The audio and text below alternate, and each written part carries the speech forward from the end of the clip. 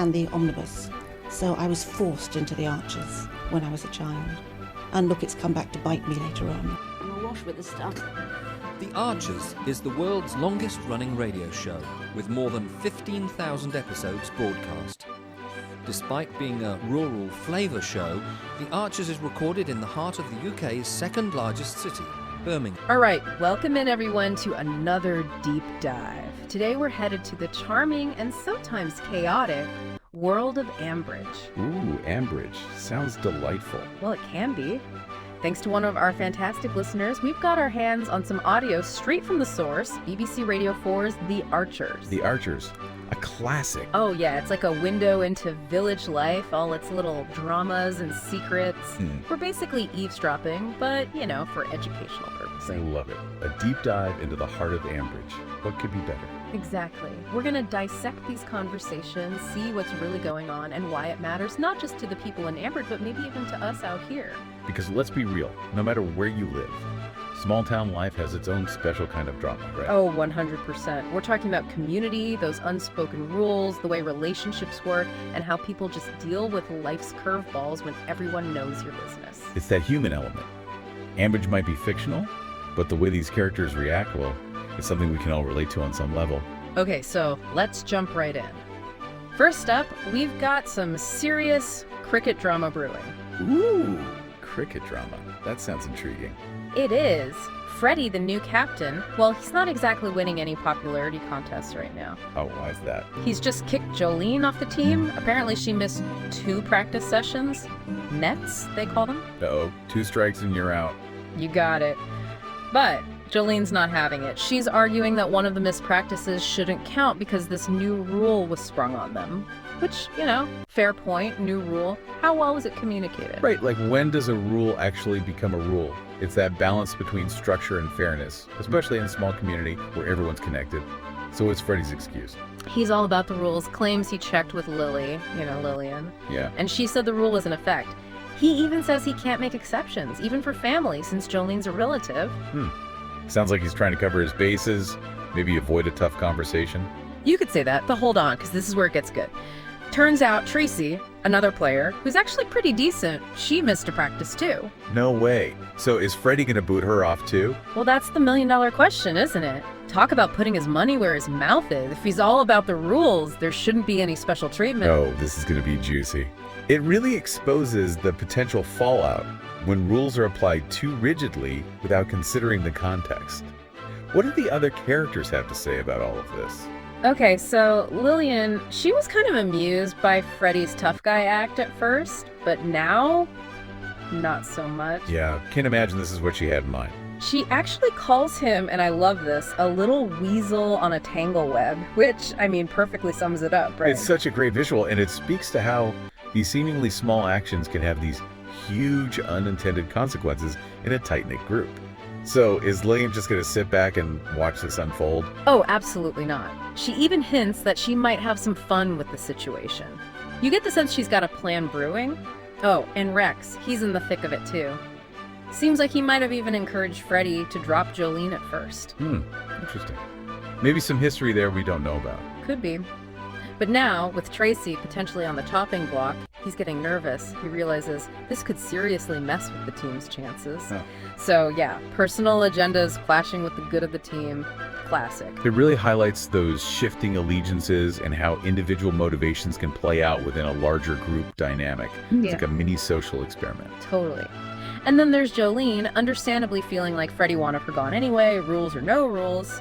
Plus there's this hilarious conversation about whether anyone on the team is actually any good, you know, adding a dose of reality to all this drama. Yeah, like are they really in it to win it, or is it more about the community, the fun of it all? Exactly. And speaking of community, let's shift gears to Claire. She's just been laid off from the dairy. Oh no, that's never good news. No, especially in a small village where jobs aren't exactly growing on trees. She's worried, understandably. She's even thinking about applying to the chicken factory, but it sounds pretty rough. Eddie and Emma describe the bosses as right bullies. Yikes.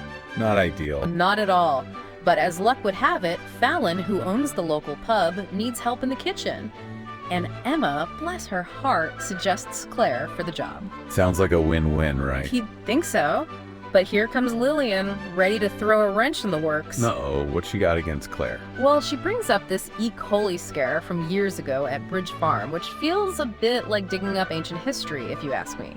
Then she starts questioning Claire's energy, her ideas, even if she can work the till. Wow, that's a lot of negativity. Is there something else going on here? It does make you wonder, is this really about Fallon's business, or is there some personal beef between Lillian and Claire?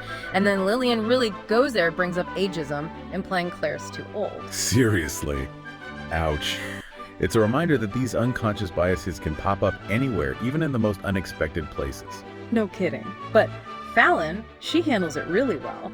Suggests Claire submit a CV, like everyone else, and they'll see how it goes. And Emma, she offers to help Claire type it up. Talk about community spirit, right? It really shows the importance of having a support system, especially when you're facing tough times. It's not just about finding a job, it's about having people in your corner. Absolutely. And to add to all this, we hear Casey's got a job interview lined up too, so Claire's not the only one dealing with work stuff. So even in a small place like Ambridge, life keeps throwing curveballs. It's a reminder that these everyday challenges are universal. We might not all live in a village, but we all deal with job searches, changing relationships, and the complexities of community life. So true. And speaking of everyday life, we get these lovely little glimpses into what's happening in Ambridge. Preparations for Kira's birthday party, Ed's ordered a red velvet cake, her favorite. Just sweet, normal stuff. I love those little details, those little touches of normalcy amidst all the drama. It makes the characters feel more real, more relatable. Totally. And then there's this mention of George's upcoming birthday, but it's handled very delicately. Makes you think maybe there's some sadness around it, some shared history that's still sensitive. It hints at those unspoken bonds within a community, the way people rally around each other in both good times and bad. That shared history that shapes how they interact. And then Emma checks in on Fallon after Harrison's been away. It's that quiet support network that's always there. And Fallon says having Harrison gone has actually been healthy for them. Interesting era. It challenges that idea that couples always need to be together to be strong. Sometimes a little space can be a good thing, even in the most loving relationships. Absolutely. And then we're reminded we're in the countryside. They're weaning the Texel lambs, Emmer they call them. Love that. It brings that rural element to life, those agricultural rhythms that underpin everything in Ambridge. It's like a heartbeat. Totally. And meanwhile, Rex is working from home, still reeling from the whole Jolene situation. And then there's this awkward run-in with Rashelle, who basically ghosted him after his party. Ouch. Ouch is right. Modern dating woes, even in a place like Ambridge. It's a reminder that no matter where you live, those feelings of rejection and social awkwardness are universal. So true. And Lillian can't stay quiet for long. She says straight up that Freddy needs a kick, and guess what? She and Tracy have already rescheduled that team meeting, part of Lillian's master plan, she says. Oh, Lillian, always the puppet master. She's not letting this go. You can bet she'll use this opportunity to teach young Freddy a thing or two about managing people, not just rules. Oh, for sure. So after all this, what are the big takeaways for our listeners? What's the Ambridge wisdom for us all? Well, I think this little peek into Ambridge shows us that even in a place that seems peaceful, there's always something bubbling beneath the surface. The cricket drama shows how a small rule can turn into a huge mess of emotions and consequences, and how everyone's got their own agenda. In Claire's job search, that highlights how easily our personal views, even biases we might not realize we have, can affect how we see others and their abilities. It's a reminder that even in a close community, things aren't always what they seem. Absolutely. And for me, those light bulb moments come from seeing how quickly a straightforward situation can spiral out of control. Like with Freddy, he thought he was just enforcing the rules, but look what happened. And the way people judge Claire, it makes you think, aren't we all guilty of that sometimes? Judging without really knowing the whole story. Right, because everyone brings their own baggage, their own experiences to every interaction. We don't always see things objectively. And that's something to keep in mind, not just in Ambridge, but in our own lives. So why should our listeners, wherever they are, care about this slice of Ambridge life? Why does it matter? Because even though we might not live in a village, those themes, they're universal. Dealing with rules and expectations, supporting each other, handling conflict, the ups and downs of work and relationships, that's life. Ambridge just gives us a really interesting, sometimes funny, sometimes dramatic way to look at it all. So well said. It's a reminder that people are people, wherever you go. Exactly. So here's a final thought for you to ponder. How often are the decisions made in your own life, at work, in your community, how often are they really objective?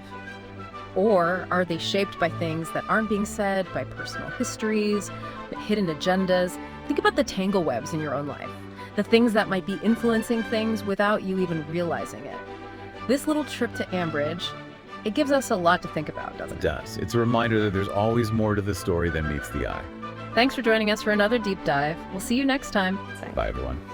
So, what are you doing now? Just getting ready for the next episode. And, Just moving mics around. So, what do you do? I do the spot effects on the archers. Are you what we call Foley then? Kind of. Yep. That's, Okay. And these are all part of the paraphernalia of production. yep. That's the ball bar. This one. Yep. That's. I mean, Hayley so wanted to be in their own place when their baby came. It's due in 2 months. Not much chance of that now. But I mean, it would have been a stretch for them financially, mind you. Oh, I just wish there was something practical I could do to help her, Caroline. I think The Archers has had this immense popularity over the years, basically because it has always very accurately reflected the reality of life and living in a rural community at whatever